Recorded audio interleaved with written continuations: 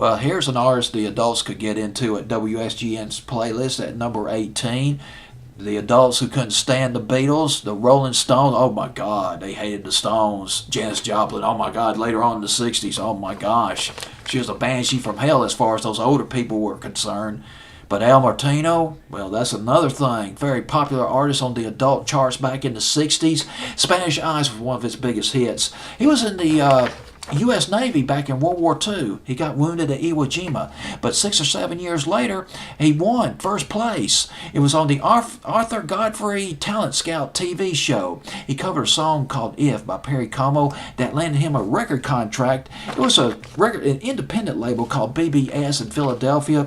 He released a song. It was called Here in My Heart. And this thing wiped out. He hit a home run. I mean, the ball just went right out of the field. Number 1 in America for 3 weeks. Number 1 in England, 9 weeks. This was in 1952. One of his big hits in America, I Love You Because, that was in 1963. That went up to number 3, I believe. And one of the follow-ups to that song. And by the way, I Love You Because, that was a country hit for Leon Payne back in 1950.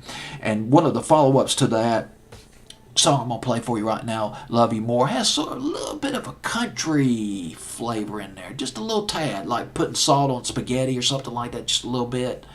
I mean, you know, it's still spaghetti and meatballs and all that, but it's got a little salt in there. That's the same thing with this record.